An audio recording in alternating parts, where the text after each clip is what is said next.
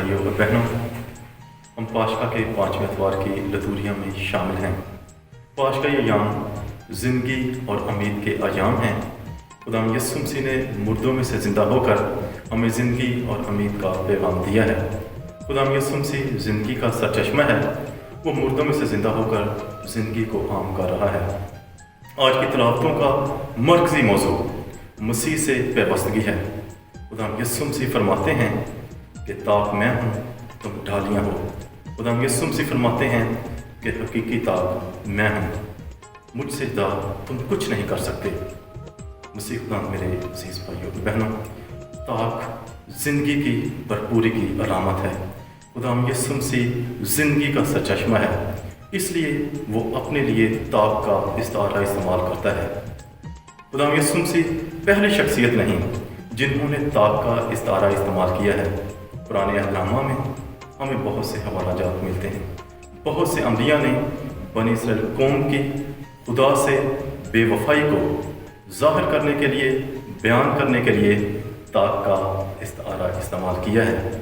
इर्मिया नबी अपने सहीफ़ा के दूसरे बाब की 21वीं आयत में फरमाते हैं कि मैंने तो तुझे अच्छे से अच्छे बीज की उम्दा ताक लगाया, तो फिर किस तरह तुम मेरे लिए जंगली ताक की नकमी डालियों में बदल गई। सबसे जो मशहूर इक़्तिबास है वो यशायाह नबी के सहीफ़ा में है। उसका 5वां बाब पहली से लेकर 7वीं आयत। वहाँ पर खुदा अपने रफ़ीक के लिए ताकस्तान लगाता है, उसे खोदता है, मेहनत करता है, लेकिन वो जो ताकस्तान है वहाँ पे ताकें लगाई गई हैं, वो अच्छा फल नहीं लाती। इसलिए क्या होता है, खुदा उस ताक को परगंदा करता है, पामार करता है और उसकी जगह नई ताकें लगाते हैं। नई ताक कौन है? खुदा यीशु मसीह नई ताक है। खुदा यीशु मसीह हकीकी ताक है। उसके पास ज़िंदगी की फरावानी है। मसीह खुदा मेरे अज़ीज़ भाइयों बहनों, मसीह ताक है और कलीसिया जो है उसके शागिर्द जो हैं वो डालियाँ हैं, शाखें हैं। जब तक डाली जो है वो ताक के साथ है उस वक्त तक वो फल लाती है। जब वो ताक से जुदा हो जाती है तो सूख जाती है और उसे आग में जम हो जाता है। मसीह खुदा मेरे अज़ीज़ भाइयों और बहनों, जब हम ताक से मुंसलिक रहते हैं जो कि मसीह खुदावंद है, तो हमें कौन सी बरकत मिलती हैं? सबसे पहले हमें ज़िंदगी मिलती है, ज़िंदगी की फरमानी मिलती है। उसके बाद हमें शदाबी मिलती है, हमें रूहानी सुकून मिलता है, हमें इत्मीनान मिलता है। फिर हम नशोनुमा पाते हैं। हम रूहानी तौर पर और जिस्मानी तौर पर नशोनुमा पाते हैं जब हम उस हकीकी ताक के साथ मुंसलिक हैं। फिर हम फल लाते हैं। फल कौन सा है? मोहब्बत का फल है, इत्तेहाद का फल है, कबूलियत का फल है। मसीह खुदा मेरे अज़ीज़ भाइयों और बहनों, जब हम ताक से वाबस्ता नहीं रहते या बेवस्ता नहीं रहते तो क्या होता है? ये होता कि हम हलाकत की तरफ जाते हैं। हम में ज़िंदगी नहीं, हम में शादाबी नहीं, हम में नशोनुमा नहीं और हम फल नहीं लाते। किस तरह हम ताक के साथ वाबस्ता रह सकते हैं? किस तरह हम ताक के साथ बेवस्ता रह सकते हैं? पाक कुरान हमारी रहनुमाई बड़े बेहतरीन तरीके से करता है। सबसे पहले ताक से बेवस्ता रहने के लिए हमें ईमान की ज़रूरत है। कलाम मुक़द्दस में मरकूम है कि ईमान से सादक ज़िंदा रहेगा। उसके बाद ईमान में साबित कदमी ज़रूरी है, जिसका जिक्र आज की दूसरी दावत में मुक़द्दस पौलुस ने भी किया है। मुक़द्दस पौलुस जो हैं, जो गैर कौमों के रसूल हैं, वो इज़हार सानियों में, तकलीफ़ों में, मुसीबतों में और आजमाइशों में ईमान में साबित कदम रहे और बहुत सा फल है। फिर उसके बाद खुदा का कलाम है। खुदा का कलाम हमारे लिए वसीला नजात है, हमें ज़िंदगी देता है।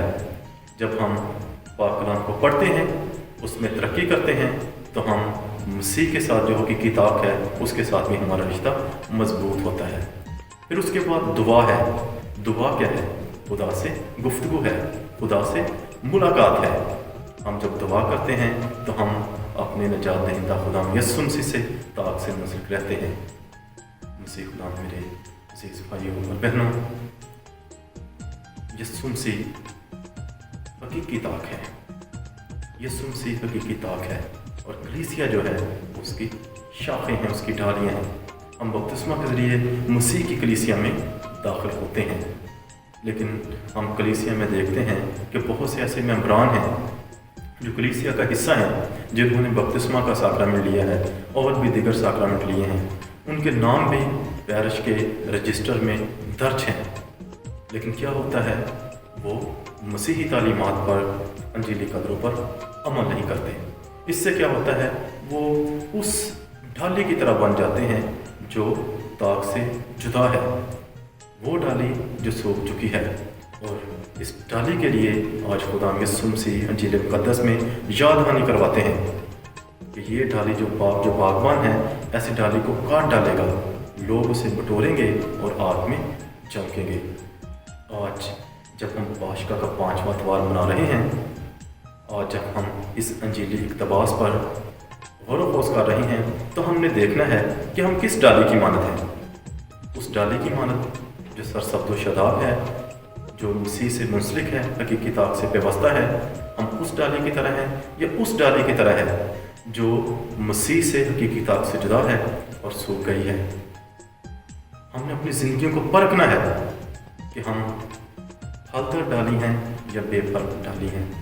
اور ہم آج خدا کا شکر ادا کریں، خدا نے ہمیں موقع بخشا ہے کہ ہم اس کی حضوری میں آئیں۔ آئے ہم آج جب خدا کا کلام ہمیں دعوت دے رہا ہے تو ہم مسیح سے پیوست رہیں، مسیح سے جو حقیقی طاق ہے اس سے وابستہ رہیں، تاکہ ہم سرسبز و شاداب رہیں، زندگی پائیں اور بہت سا پھل لائیں اور بہت سی روحوں کو نجات کا وسیلہ بنیں۔ مسیح ہمارے غلام کے وسیلے سے۔